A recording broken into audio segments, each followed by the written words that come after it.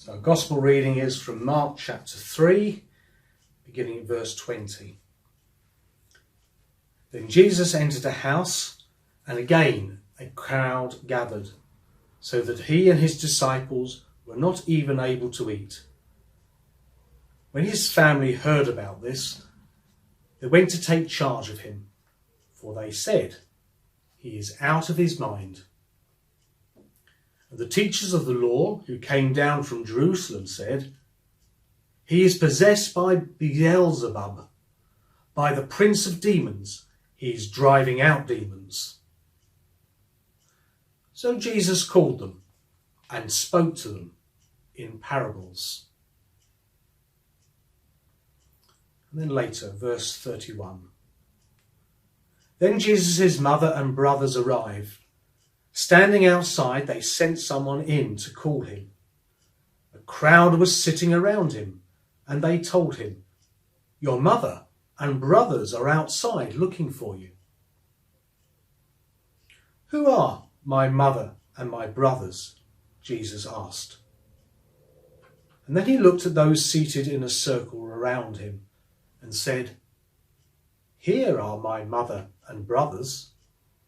Whoever does God's will is my brother and sister and mother."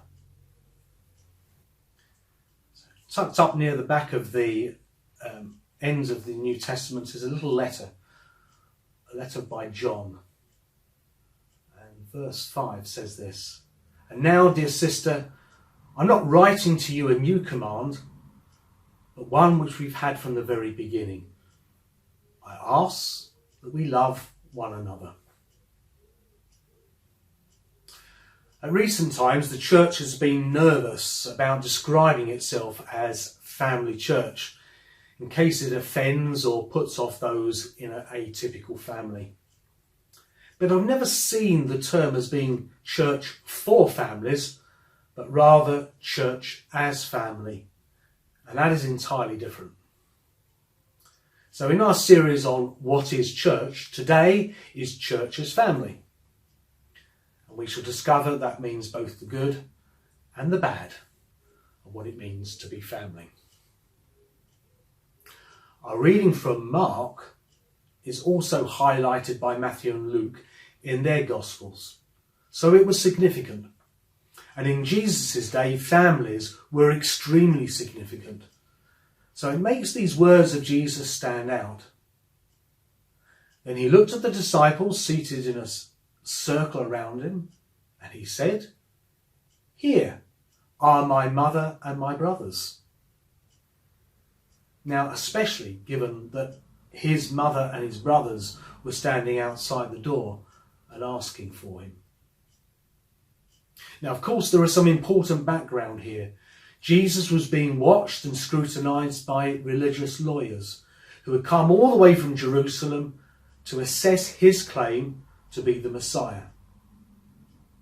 Now, Jesus never claimed that himself, but he always waited for others to declare it.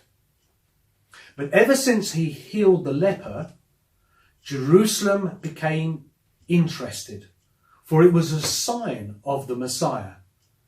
And when Jesus healed the man born blind, it went into overdrive, for it was another sign, which is why the authorities quizzed the poor man and his parents so much. What is more, it seems the lawyers had already made up their minds, claiming Jesus was possessed by the devil, and that by the devil's power he healed the sick. If he persisted, he would have been thrown out of the synagogue. And what is more, so would his family. And now his family show up to take charge of him, as it says, for they said he was out of his mind. When Jesus said, "Whoever does God's will is my mother, brother and sister," he's recognising that sometimes God cuts across our human family ties, and that is hard. Indeed, Jesus said he could envisage a time when a brother would betray a brother, a father a child, and children would rise up against their parents and have them put to death. If that seems over the top, sadly it is happening today, especially converts from other faiths. I remember being a counsellor at a Lewis Palau rally in London when a Japanese student came through, having just made a commitment to Christ. The key thing he wanted to know was whether his church family would be willing to replace his human family back home. Because as soon as they found out he had become a Christian, his Buddhist parents would cut him off completely. He would become dead to them. Some converts face even greater problems, as their families would actively seek to kill them for the shame they perceive it brings. Jesus knew that sometimes he would divide families and not unite them. And some of you will know what that feels like. So, how good is your church as a family? What would you have said to the Japanese student? Yes, we will love you as our own. Or no, sorry, that's a step too far. It is an important question because this is where faith becomes real. And the disciples soon realised that as they argue about who was the first among them. And it would soon hit the early church when faced with loads of Greek widows to feed and look after. I can hear the discussions now. We can't afford to feed this lot. It's taking far too much energy. We should be going on mission and not looking after widows. But then they would have remembered Jesus' compassion for the poor and some of his last words. A new command I give you. Love one another. As I have loved you, so you must love one another. By this, everyone will know that you are my disciples, if you love one another.